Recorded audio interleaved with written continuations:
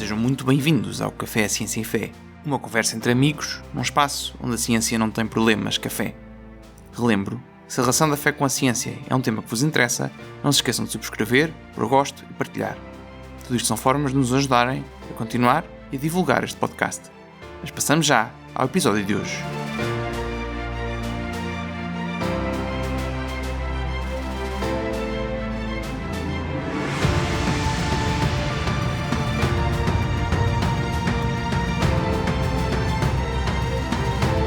Os primeiros relatos que temos são unânimes em dizer que Jesus foi de facto sepultado por este sujeito, José de Arimateia, e por isso é relativamente confiável que foi isso que aconteceu. Temos também tradições sólidas que indicam que mulheres encontraram este túmulo vazio 3 dias depois. Portanto, Bernardo, estamos aqui de volta à nossa série da historicidade dos Evangelhos, agora com um novo tema, não é? Um dos temas mais importantes desta série, diria, que é os argumentos para a ressurreição de Cristo, não é? E estamos aqui a começar com uma citação da pessoa menos suspeita para começar um episódio destes, não é? Portanto, estamos aqui com o Bart Ehrman, não é? O historiador do Novo Testamento cético, que já referimos várias vezes ao longo desta série, e estamos a citar o livro dele, De Jesus a Constantino, a história do cristianismo antigo, o título em inglês, From Jesus to Constantine, A History of Early Christianity, e estamos aqui a iniciar este novo tema, que é provavelmente um dos pontos centrais da nossa fé, não é? E este episódio vai ser precisamente sobre isso, não é? A ressurreição de Cristo. Se Cristo não ressuscitou, é vã a nossa fé, diz São Paulo, não é? Daí a importância deste tema. Olá, Bernardo, e pronto, e vamos então começar isto. Olá, Gonçalo, sim, eu acho que se há tema importante é este, não é? E já agora também dar aqui o detalhe que esta obra de Bart Ehrman, da qual nós citámos, é uma obra que está disponível também com suporte áudio, não é? Na plataforma Audible. No fundo, é um conjunto de aulas, de palestras daqui do historiador do Novo Testamento, Bart Ehrman, que é talvez o pai dos céticos do Novo Testamento, né? Um dos académicos mais céticos que está hoje em dia no ativo. E por isso mesmo foi interessante citá-lo, a ver aqui a opinião dele, no fundo, que os relatos que chegam até nós são credíveis do ponto de vista de que Jesus foi sepultado, que o local em que foi sepultado pertencia a este José de Arimateia, e também diz ele que há tradições sólidas que indicam que o túmulo pertence a José de Arimateia foi encontrado vazio 3 dias depois de ter sido preenchido, né, com o corpo de Cristo.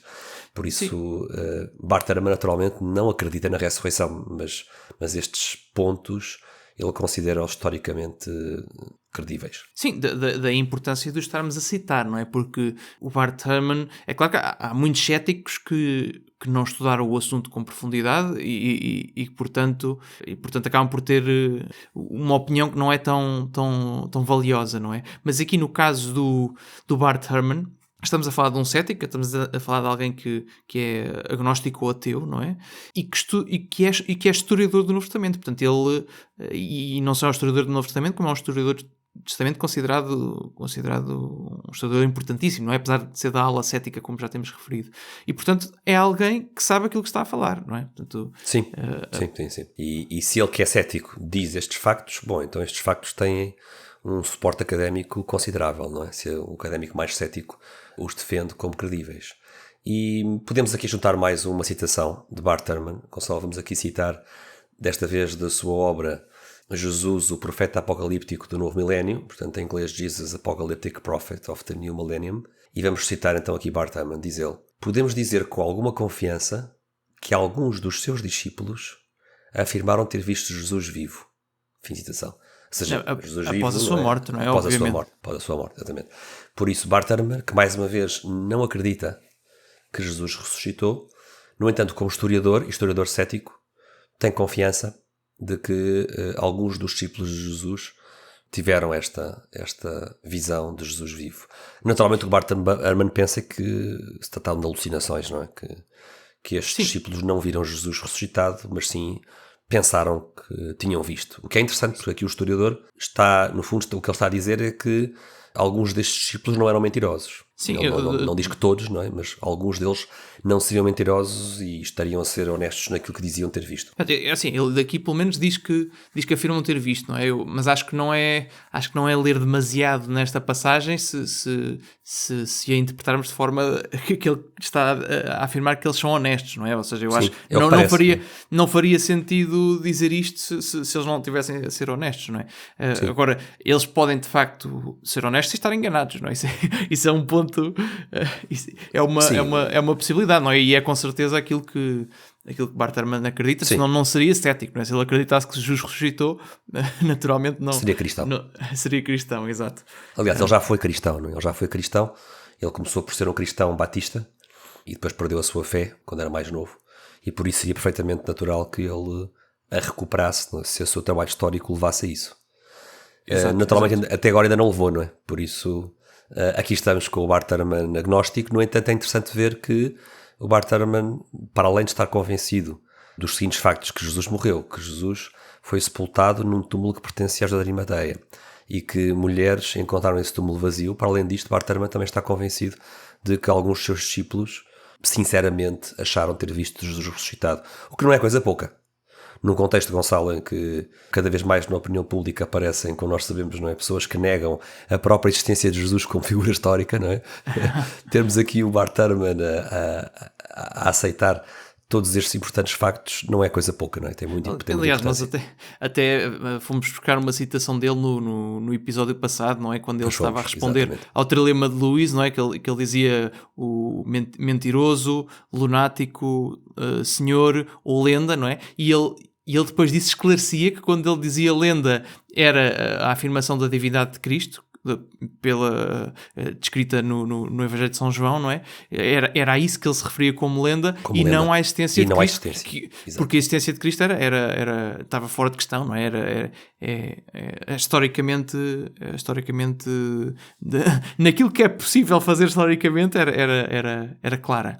Mas pronto, isto é o nosso historiador cético para partirmos aqui da posição de alguém que sabe o que está a dizer, apesar de não partilhar connosco depois a interpretação destes factos, não é? Mas aqui, para construirmos o caso daqui para a frente, vamos pegar um bocadinho naquele que tem sido aqui na estruturação do nosso episódio, o historiador do Novo Testamento, assim, que tem influenciado mais a estrutura destes episódios, que é o Brand Pitt, não é? E ele, uma das coisas que faz no seu livro The Case for Christ, é precisamente... The Case for Jesus. Desculpa, estou a confundir com... É que há dois com título muito parecido, não é? O The Case for Jesus e The Case for Christ. O The Case for Christ também é bom, é do Lee Strobel, mas já iremos falar nele daqui a um bocadinho, não é? Mas há estes dois livros com título muito parecido e que no fundo têm mais ou menos a mesma ideia, embora tenham estruturas um bocado diferentes. Mas então, The Case for Jesus aqui do Brand Pitt, e uma das coisas que ele faz é precisamente... Tendo começado por explicar a historicidade dos Evangelhos, porque é que eles são documentos históricos fiáveis, não é? E depois a questão da divindade de Cristo, porque é que Cristo diz que é Deus nos Evangelhos, ele depois parte para a questão da ressurreição. E coloca aqui algumas questões fundamentais que nós iremos ver como é que ele responde aqui, não é? Portanto, o que é que significa para os discípulos de Jesus acreditar que ele ressuscitou? Exatamente, porque a palavra pode ter vários significados, não é? Sim. O que é que significa? Significa que as ideias dele continuam vivas no nosso coração, não é? Será que é isso? Não é como às vezes se ouve? Ou significa algo mais, não é? E porque é que tantos judeus do primeiro século acreditaram que Jesus tinha ressuscitado? E porque é que isto é sequer uma questão, não é? Portanto, isto são coisas que é importantíssimo olhar para conseguirmos perceber o que é que de facto aconteceu aqui, não é? Sim, e já agora para complementar aquilo que tu disseste agora mesmo, Gonçalo, porque é que tantos judeus do primeiro século acreditaram na ressurreição de Jesus, alguém pode estar a ouvir-nos e perguntar, mas como é que nós sabemos isso? E vale a pena dar aqui um exemplo, um breve trecho do livro dos Atos dos Apóstolos, no capítulo 4, mesmo no começo do capítulo 4, os Atos dos Apóstolos, já agora o Atos dos Apóstolos, o livro escrito por Lucas, pelo médico de Antioquia, o mesmo que escreveu o Evangelho, que também é o autor destes Atos dos Apóstolos, que são os acontecimentos vividos e testemunhados pelos seguidores de Jesus após a ascensão de Jesus aos céus. No fundo é o começo, se quisermos, da igreja, provavelmente dita igreja cristã, já sem Jesus, presente entre os apóstolos. E no começo deste capítulo 4, o que é que nós lemos? Então vou passar a ler. Estando eles, e eles é Pedro e João, a falar ao povo, surgiram os sacerdotes, o comandante do templo e os saduceus, irritados por vê-los a ensinar o povo e a anunciar na pessoa de Jesus a ressurreição dos mortos. Cá temos, não é? Pedro e João estavam a anunciar a ressurreição dos mortos de Jesus. Deitaram-lhes as mãos e prenderam-nos até ao dia seguinte, pois já era tarde. No entanto, muitos dos que tinham ouvido a palavra abraçaram a fé, e o número dos crentes elevou-se a cerca de 5.000. Por isso temos aqui Pedro e João a ensinar ou a anunciar que Jesus tinha ressuscitado dos mortos perante uma plateia judaica, e o número dos crentes, diz aqui este trecho, elevou-se a cerca de 5.000. Portanto, não há dúvida que havia muitos judeus a acreditar nesta ressurreição de Jesus dos mortos, não é? E certamente outros que também não acreditavam. Aliás, se isto não tivesse acontecido, o cristianismo não teria sobrevivido, provavelmente, Bem, não é? Enquanto sim. religião. Sim, portanto, que surge primeiro entre judeus, não é? Exato. E já agora aqui em termos de cadeia, não é? Estamos a falar do livro dos Atos dos Apóstolos, que é atribuído ao evangelista São Lucas, não é? O mesmo que escreveu o Evangelho de São Lucas. E ele teve bastante contacto com São Paulo. Portanto, estamos a falar de alguém que falou com São Paulo e que terá também falado com Pedro e João, não é? Portanto, a cadeia de distribuição destes acontecimentos faz mais ou menos desta forma. E Lucas é um autor que está muito próximo dos acontecimentos. Ele não os viveu, mas está muito próximo dos acontecimentos. Tem uma escrita bastante sofisticada. O seu grego é um grego bastante sofisticado e o seu evangelho é o mais comprido dos 4. Sim, como o próprio diz, ele falou com muitas pessoas a perguntar o que tinha acontecido e recolheu o máximo de testemunhas oculares que conseguiu, não é? Então vamos aqui às questões do Brand Peter. Para a questão, o que é que significava Jesus ter ressuscitado?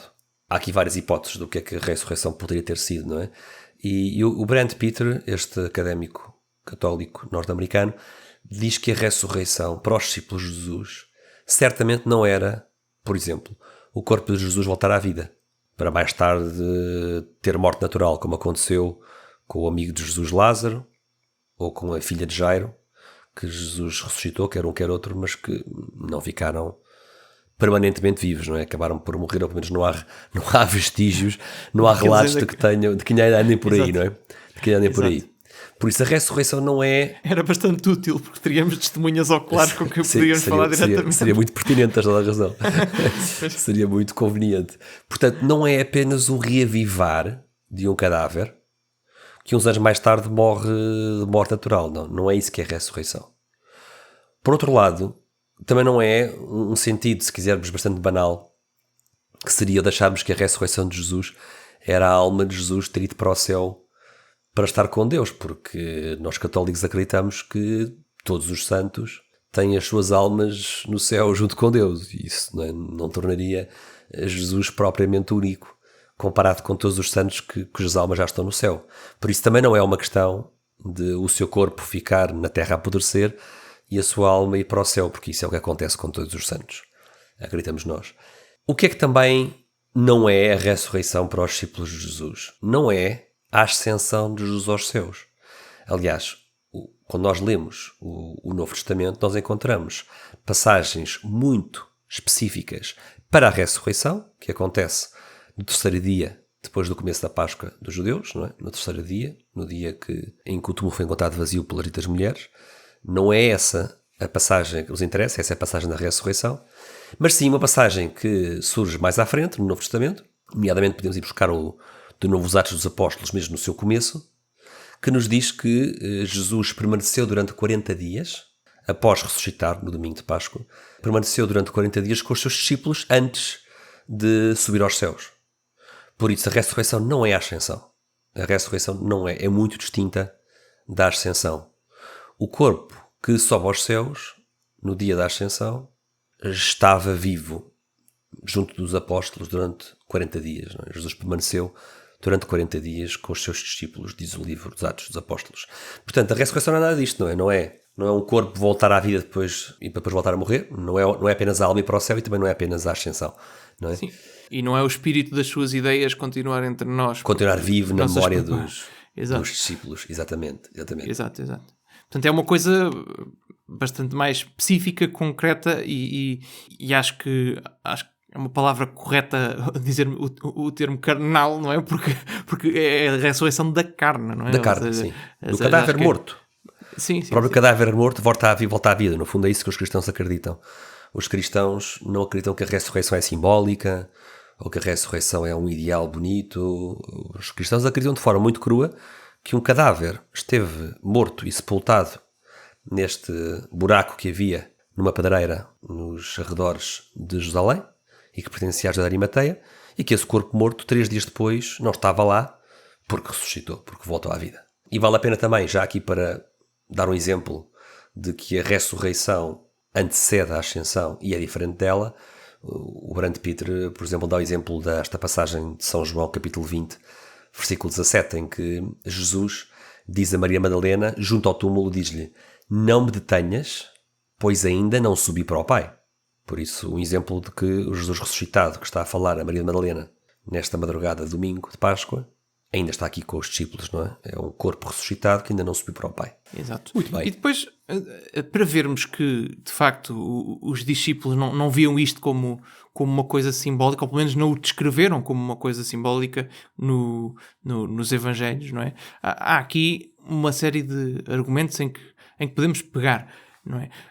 Porque há aqui uma distinção clara entre aquilo que seria uma visão de um fantasma, não é? Ou uma visão da sua imaginação do corpo ressuscitado, e aquilo que eles descrevem que Cristo faz nos Evangelhos. Portanto, há aqui uma diferença abismal, não é? Sim. E para isso, acho que provavelmente das coisas mais interessantes que podemos pegar é descrever-se Cristo como tendo um corpo e fazendo coisas que são próprias de quem tem um corpo, não é? Portanto, há várias passagens nos Evangelhos, nas partes em que se fala da ressurreição, de Cristo dizer que tem um corpo. Temos, por exemplo, aqui no João capítulo 20, não é? Temos aqui uma passagem que Jesus diz: vede que as minhas mãos e os meus pés, sou eu mesmo. Tocai-me e olhai que um espírito não tem carne nem ossos, como verificais que eu tenho. E diz um bocadinho mais à frente, ele perguntou-lhes: tendes aí alguma coisa que se coma? Deram-lhe um bocado de peixe assado e, tomando, comeu diante deles. Ora bem. Portanto, ou seja, ele come e bebe, não é? Ou seja... mais corpóreo do que isto é difícil, não é? Até come peixe assado junto com os discípulos, não é? Por isso... E até encontramos, aliás, no Novo Testamento, a palavra grega soma, que significa corpo. Portanto, os autores destes textos do Novo Testamento não têm qualquer dúvida em usar a palavra grega adequada para se referirem ao corpo de Jesus ressuscitado. Não era um espírito, como seria a palavra pneuma, mas sim um corpo, soma. Sim, e há várias passagens que dão bastante esta ideia, não é? Estou-me a lembrar, por exemplo, da passagem de São Tomé, em que ele diz para ele pôr o dedo na ferida, não é? Põe o dedo no meu... Ora bem, nas minhas feridas. Ou seja, o corpo tem as feridas, não é? Ainda. Tem as feridas e dão para sentir, não é? Se fosse só uma imagem, ou se fosse uma visão, ou se fosse uma locução interior, sei lá, uma coisa assim desse estilo, não é? Não faria este tipo de pedidos, não é? E mesmo que isso pudesse acontecer com uma pessoa a alucinar, estarem todos a alucinar ao mesmo tempo, exatamente a mesma coisa, é algo estranhíssimo. Nós referimos, uma das coisas que nós falámos quando fizemos o episódio sobre o milagre do Sol, não é? Sobre o milagre de Fátima, foi esta questão das alucinações coletivas, não é? De não ser fácil encontrar material para justificar que várias pessoas tenham coletivamente a mesma alucinação, não é? Ao mesmo tempo. Não é? Quando existem episódios de várias pessoas a alucinar ao mesmo tempo, por exemplo, por terem tomado drogas ou algo desse estilo, não é? Tipicamente as coisas não têm nada a ver umas com as outras, não é? Cada um alucina por si e alucinam coisas diferentes. Agora, tanta gente junta ao mesmo tempo a alucinar a mesma coisa... A mesma coisa, não é? Exatamente a mesma coisa, não é? É algo completamente estranhíssimo e muito mais complicado de explicar do que dizer que alucinaram todos, não é? Dito isto, Gonçalo, dito isto que houve estes aspectos muito corpóreos da presença de Jesus junto dos seus discípulos, por outro lado também é verdade que este corpo de Jesus não era um corpo normal ou convencional, não é? Ou seja, nós também vemos no Novo Testamento alguns relatos surpreendentes, e certamente surpreenderam quem quem os viu e quem os atestou e quem depois os passou por escrito, que este corpo de Jesus era capaz de coisas tão estranhas como atravessar as paredes de uma casa fechada, aparecer e desaparecer subitamente e assim por diante. Ou seja, parece também um corpo que, mantendo as características corpóreas de um corpo vivo, de um corpo humano vivo, também tem capacidades que são absolutamente novas e inexplicáveis. Exato. E o Novo Testamento tem estes dois aspectos, não é? E não deixa de referir estes dois aspectos do corpo de Jesus ressuscitado. E que é importantíssimo para distinguir do caso que estávamos a falar antes da ressurreição de Lázaro, não é? Embora se use a mesma palavra, ou da filha de Jairo, a ressurreição de Lázaro é um evento qualitativamente diferente da ressurreição de Cristo, não é? Porque Lázaro, relata os Evangelhos, não é? Que Cristo ressuscitou Lázaro, mas Lázaro voltou a morrer e a filha de Jairo também, não é? Enquanto e não consta que tivesse este tipo de capacidades, não é? Enquanto aqui a ressurreição de Cristo, embora seja corpórea, é corpórea de uma forma gloriosa, nova, que depois vai ser única. Uma forma nova, não é? De uma forma diferente. Única, né? Sim. Não é?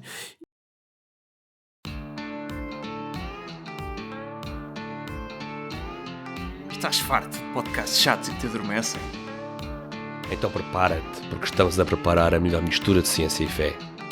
Subscreve agora e deixa para trás os teus problemas de café. E não se esqueçam de pôr gosto e partilhar.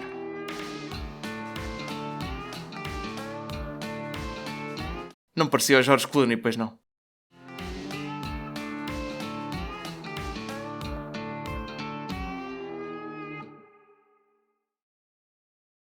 E pegando nisto, acho que há aqui depois um ponto que também é essencial referir, que é porque é que as pessoas acreditaram nisto, não é? Porque é que tanta gente acreditou nesta coisa que parece completamente surreal. E uma coisa que muitas vezes se diz é que eles acreditaram porque eram camponeses ignorantes e não tinham formação científica e, portanto, acreditavam naquilo que lhes diziam e que lhes aparecia à frente, não é?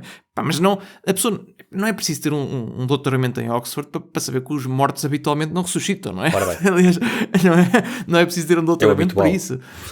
Aliás, principalmente num mundo em que as pessoas estavam muito mais, eu diria até muito mais habituadas a lidar com a morte do que aquilo que nós estamos hoje. Nós hoje, habitualmente, nós não estamos habituados a lidar com a morte, não é? As pessoas hoje em dia escondemos muitas vezes a morte, escondemos, as pessoas às vezes morrem de velhice, às vezes já nos hospitais ou assim, e as pessoas sozinhas, as pessoas não testemunham diretamente, mas neste tempo a morte estava presente em todo lado, não é? Bastava, via-se os romanos a executarem prisioneiros nas várias formas, não é? Na praça pública, portanto era uma coisa que as pessoas estavam mais que habituadas, era a saber, olha, este está morto, já não sai daqui, não é? Portanto, as pessoas estavam mais que habituadas a saber isso. E eu até juntaria o seguinte, Gonçalo, eu diria mais que entre os judeus havia pelo menos duas grandes fações. Havia os saduceus, que não acreditavam na ressurreição dos mortos. Os saduceus achavam que a morte do corpo humano era o fim, aquele corpo humano não voltaria mais, enquanto que os fariseus discordavam dos saduceus. Os fariseus acreditavam que os mortos haveriam de ressuscitar, mas só no fim do mundo, e todos ao mesmo tempo. Por isso, nem os saduceus, nem os fariseus estavam à espera de um Messias morto e ressuscitado. E isso é um aspecto que por vezes se esquece nestas discussões, não é? É que não havia espaço, na mentalidade judaica do primeiro século, não havia espaço para um Messias morto e ressuscitado. Não havia um grupo que estivesse à espera de tal coisa.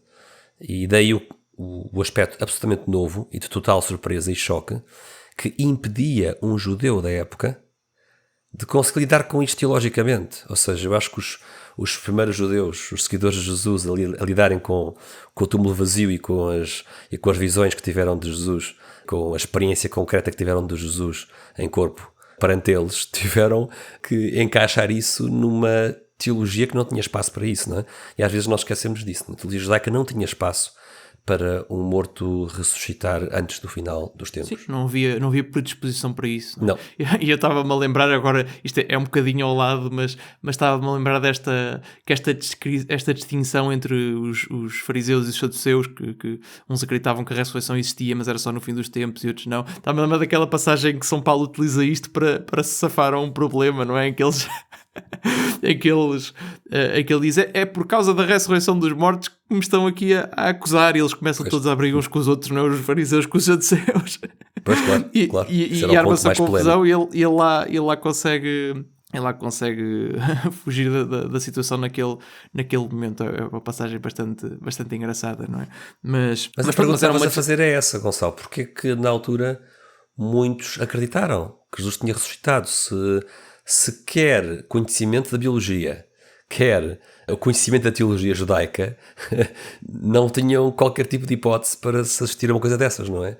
Porque é que muitos acreditaram que Jesus tinha ressuscitado dos mortos? Especialmente perante um caso tão óbvio de morte como é a crucifixão. Não é? As pessoas e pública, sabiam, morte pública. Morte pública, toda a gente viu. Não é? Se havia coisa que os romanos sabiam fazer bem era certificar-se que as pessoas estavam mesmo mortas. Não é? Portanto, eles não deixavam espaço para...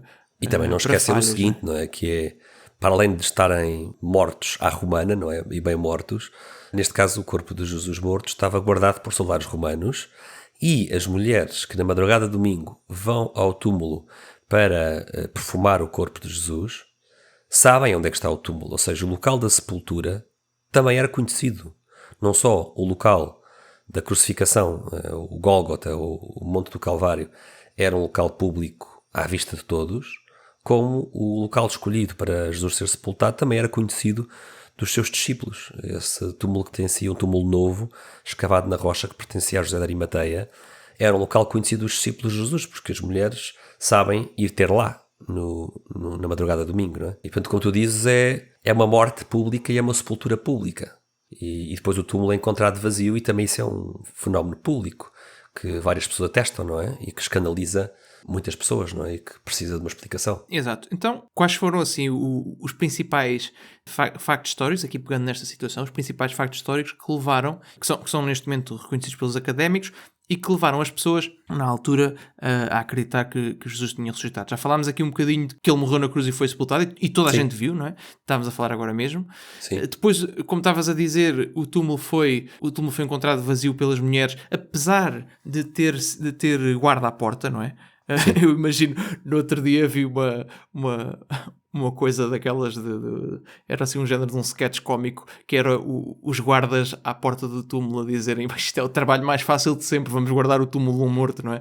Exatamente. Supostamente era fácil. O que é que supostamente era fácil? Eu imagino os coitados no outro dia de manhã, para quando o túmulo estava vazio, mas pronto. E coloca aí um reforço na palavra coitados, Gonçalo, porque a pena para um soldado que falhava no seu dever de guarda era só e mais nada a pena de morte. Sim, ou seja, isto não era... a vida no exército romano era brutal, não é? Aliás, aqui um bocadinho a curiosidade, a nossa palavra dizimar, não é? Dizimar vem de um castigo que se aplicava, nesta altura talvez já não, mas acho que era principalmente no tempo da República, se não me engano, não é? Um castigo que as tropas romanas aplicavam às próprias tropas, não é? Quando as batalhas não corriam bem, 1 em cada 10 soldados era morto à paulada pelos outros 9, não é? Portanto, isto é uma coisa completamente brutal, mas isto é para ter noção. Desencorajar aqueles que fossem para a guerra com um espírito menos ardente. Sim. Sim, e isto é uma coisa horrível, mas é para termos noção da pressão a que estas pessoas estavam sujeitas, não é? E aqui não havia brincadeiras, não é? Não há, agora vamos guardar isto a brincar e vêm cá os discípulos à meia-noite dizer que querem levar o corpo e nós vamos deixá-los passar só porque sim, não é? Aqui a vida deles está em risco, não é? A vida deles está... E podemos encontrar no próprio Novo Testamento, para além de ser um facto histórico conhecido, que o direito romano não era provavelmente simpático para com esses guardas que falhavam no seu dever de guarda, temos no próprio Novo Testamento, nos Atos dos Apóstolos, quando o apóstolo São Pedro é preso, que quando Pedro consegue libertar-se, ou é libertado de forma sobrenatural da sua prisão, o que é que Herodes faz aos guardas? E podemos ler isso nos Atos dos Apóstolos, no capítulo 12, No versículo 19 nós vemos aqui a seguinte passagem: como Herodes o tivesse mandado buscar e não encontrassem, portanto Pedro, submeteu os guardas a um interrogatório e mandou-os matar. Portanto, esses guardas foi o que lhes aconteceu. Herodes mandou-os matar porque eles tinham a obrigação de guardar a cela de Pedro e a cela ficou vazia e Pedro já não estava lá. Por isso, como dizias, Gonçalo, a vida os não guardas, era fácil. não é? A vida para os guardas não era fácil, não é? Começaram a noite a achar que ia ser uma noite simpática, aquela noite de sábado para domingo, e quando de manhã veem que a pedra está rolada e o túmulo está vazio, têm muito provavelmente a sua vida em alto risco, porque falharam gravemente nos seus deveres de guardar o túmulo. Exato. Depois há aqui um detalhe que também acho que é bastante interessante, não é? Que faz parte de uma coisa que nós já falámos várias vezes, que é a questão do critério do embaraço, não é? Ou seja, é quando os evangelistas ou outros autores, isto é uma coisa que se utiliza não apenas na Bíblia, mas no geral, não é? Para avaliar se alguém está a falar a verdade ou não é? Um dos critérios que normalmente abona a favor daquilo que a pessoa está a dizer, é ela dizer coisas que seriam embaraçosas para ela, não é? Ou seja, coisas em que ela não fica bem. Ou seja, nós falámos disto já algumas vezes, não é? A questão de o túmulo, os evangelhos dizerem que quem encontrou o túmulo vazio foram mulheres. Isto, é assim, para nós isto hoje é indiferente, não é? Quer dizer, se são mulheres, são homens, o que é que isto interessa, não é? Sim, não parece relevante, não é? Não parece relevante, mas na época isto era completamente relevante. Estamos a falar de uma altura em que o testemunho de uma mulher não era considerado não tinha valor jurídico, não tinha valor, não é? E, portanto, se eles estivessem a inventar esta história, nunca na vida iriam dizer, olha, foram as mulheres que encontraram. Diziam, olha, foi Pedro, ou foi Tiago, ou João, foram os que... qualquer homem, mesmo que fosse um discípulo de terceira categoria, não interessa, quer dizer, ninguém inventa um grupo exclusivamente de mulheres como testemunhas do túmulo vazio, não faz qualquer sentido, não é? Que seja algo inventado, é embaraçoso, não é? Para quem teria inventado supostamente esta história. Exato. E isto, outro exemplo do critério do embaraço é estar descrito que eles não acreditaram ao início, não é? Por exemplo, Tomé não acreditou, não é? Quer dizer, se eu estou a inventar, eu não vou dizer que eu fiz figura de parvo e não acreditava, não é? Eu vou dizer que eu sempre soube que ele ia ressuscitar e quando ele ressuscitou tive a certeza que tinha acreditado como devia. Mas não é isso que vemos, O Novo Testamento está cheio de passagens embaraçosas em que alguns dos próprios 12 não aceitam o que as mulheres dizem, não é? Não conseguem acreditar no túmulo vazio. Exato, embora isto não seja, é claro, não é uma prova, não é? Mas no fundo, é um conjunto de... Uma das coisas que nós vemos aqui na ressurreição, e tu estavas a comentar isto um bocadinho aqui quando estávamos a fazer a preparação deste episódio, não é? É que não se trata apenas de um argumento final que prova que Cristo ressuscitou. É um conjunto de argumentos pequeninos, não é? Que se vão juntando e que todos juntos dão uma verossimilhança enorme a este facto, não é? Este facto histórico. É claro que provas propriamente ditas só existem em matemática, não é? Fora da matemática é sempre uma questão de confiança, que é outra forma de dizer fé, não é? Mas isto no fundo são um conjunto de como estavas a dizer antes de começarmos este episódio, é um conjunto de argumentos que todos juntos vão criando aqui um caso muito forte, não é? Seria estranhíssimo as pessoas inventarem esta história, não é? Portanto, sem uma predisposição para isso e com este tipo de critérios de embaraço. Mas há aqui ainda outra questão, além da questão da pena de morte se os soldados falhassem e do facto de os evangelhos dizerem que foram as mulheres que encontraram o túmulo vazio, não é? Depois existem aqui várias testemunhas que dizem ter visto Cristo, não é? De tal forma que o próprio Bart Ehrman, como nós referimos no início deste episódio, diz isso, não é? E que exemplos é que nós aqui temos entre as testemunhas que viram Cristo vivo depois da sua morte? Bom, nós começamos por ordem cronológica pela própria Maria Madalena. Maria Madalena é a primeira mulher a ter visto Jesus. Ela é referida como tal por São Mateus e por São João.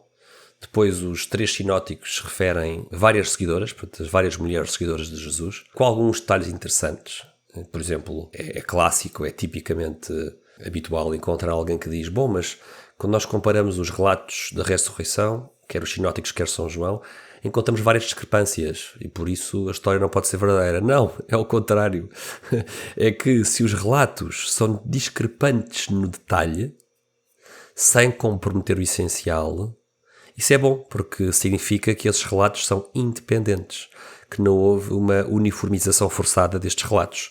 Por isso é de esperar que haja discrepâncias, e aqui estas várias seguidoras, que são referidas pelos 3 sinóticos, trazem algumas discrepâncias que são muito interessantes. Por exemplo, o nome de Salomé. Salomé como uma destas seguidoras que foi ao túmulo e encontrou o vazio, e que depois se encontraram com Jesus. Esta Salomé só aparece no texto de São Marcos. Ora, os historiadores costumam explicar essa característica estranha, não é? O nome de Salomé só aparecer uma única vez. Da seguinte maneira, dizem que muito provavelmente Salomé foi uma das que atestou o que viu ao evangelista Marcos ou ao grupo em torno de Marcos que escreveu o Evangelho de Marcos. Ou seja, há certos nomes que aparecem especificamente num evangelho e não noutro, e que atestam a fonte que o autor desse texto utilizou, de forma direta ou indireta. Portanto, Salomé aparece apenas em Marcos. Isto não é algo que vai criar problemas porque Salomé não aparece nos outros, pelo contrário. Isto é algo que é muito valioso, porque mostra que uma das mulheres que pertence à tradição de Marcos chamava-se Salomé. Foi uma das mulheres com quem o autor de Marcos falou, ou o autor de Marcos terá tido acesso indireto ao testemunho dessa Salomé, que estava lá e que foi levar os perfumes para perfumar o corpo de Jesus, e que encontrou o túmulo vazio e que depois viu Jesus ressuscitado. E, portanto, é interessante este tipo de discrepâncias, não é? Longe de criar problemas, reforçam a credibilidade histórica destes acontecimentos. Depois temos o próprio Simão Pedro. Depois, mais à frente no tempo, Tiago, João, Tomé, Natanael e 2 outros veem Jesus. Isto vem-nos de São João. Depois, Jesus aparece aos 11, quando estavam reunidos todos em grupo. Não esquecer que o 12º, Judas Iscariotes, já se tinha matado, por esta altura. São Mateus e São João referem estas aparições de Jesus aos 11. Depois, aliás, na primeira Tomé não estava lá, não é? E disse: se eu não sim, vir, não vou acreditar, não é? Se não puser os dedos nas suas feridas, não acreditarei. Sim. E é daí que depois, na segunda vez, aparece a famosa confissão de fé de Tomé, não é? Que desta vez já está com os outros, não é? E que Jesus o convida precisamente a fazer isso, a pôr o dedo nas feridas e na ferida do lado, não é? E Tomé diz: meu Senhor e meu Deus, não é? Portanto, aí o Tomé que duvidou, não é? E que mais tarde virá também a sofrer o martírio por causa disso, não é? Mas já lá iremos, não é? Sim, mas seguindo aqui a ordem cronológica dos textos do Novo Testamento, que nem sempre esta ordem cronológica é a ordem dos próprios acontecimentos, mas temos aqui depois a passagem muito conhecida de São Lucas, na estrada de Emaús. Esta passagem, alguns colocam a hipótese de ter-se dado no final do dia domingo, mas para o efeito pouco interessa. E temos 2 discípulos que demoraram a reconhecer Jesus na estrada para Emaús, mas que a certa altura, quando Jesus parte o pão e abençoa o pão, eles dão-se conta de que estão perante Jesus. E sabemos que um destes discípulos se chamava Cleopas, porque o nome dele aparece em São Lucas. O outro discípulo não sabemos como se chamava. E também estes 2 homens atestam estes acontecimentos.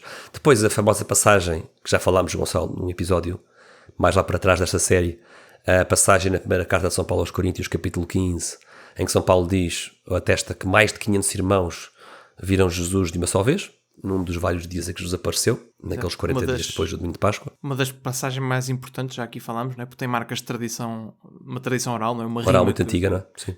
Que faz com que seja muito antiga, mas mais detalhes para isso no outro episódio, não é? Sim, é uma questão de procurarem mais para trás na série, quando nós falamos sobre este trecho confessional, que, como diz o Gonçalo, contém uma tradição oral muito antiga, começo do capítulo 15 da carta de São Paulo aos Coríntios.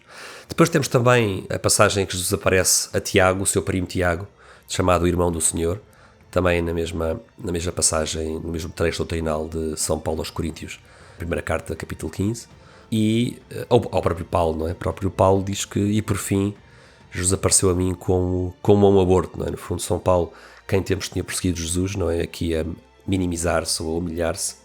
Sim, com palavras duríssimas último, para consigo próprio, completamente compreensíveis, não é? Quer dizer, se ele andava a perseguir e a ajudar a prender e talvez até matar cristãos, não é? Sim, aqui São Paulo naturalmente sente-se mal com isso e ele quer ser o mais pequeno de todas as testemunhas da ressurreição, não é? Exato, e portanto temos aqui estes 3 factos que, não sendo provas matemáticas, não é? Que não são, mas estes 3 factos são hoje em dia aceitos pela larga, esmagadora maioria dos historiadores académicos do Novo Testamento. Os 3 factos são que Jesus foi morto, que Jesus foi sepultado, morto e sepultado num túmulo conhecido, de Arimateia. Esse é o primeiro facto. O segundo facto, que o túmulo foi encontrado vazio por mulheres. E o terceiro facto, que vários dos seus discípulos atestaram tê-lo visto ressuscitado após a sua morte. E estes 3 factos, mesmo que a pessoa não acredite que esses avistamentos de Jesus fossem corpóreos, como o caso de Bart Ehrman, não é? Que acha que foram alucinações, mas estes 3 factos não são negados habitualmente no meio académico de quem estuda o Novo Testamento. Então, e Bernardo, tendo aqui visto o que é que significava para os judeus a ressurreição, não é? E tendo visto que predisposições é que eles tinham para acreditar nisso, e agora quais foram os argumentos históricos que os levaram a acreditar na ressurreição de Cristo, não é? Acho que estamos aqui na altura ideal de fazer aqui um curto intervalo e damos aqui um pequeno descanso aos nossos ouvintes, mas voltamos já com a continuação deste episódio sobre a ressurreição de Cristo e quais são os argumentos históricos para acreditarmos nisso. Até já.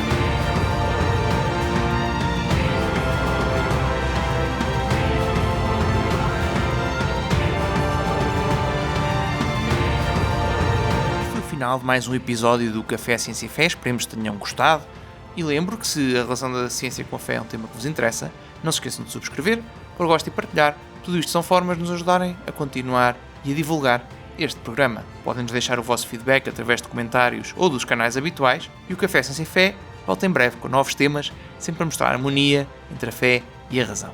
Até lá, fiquem bem.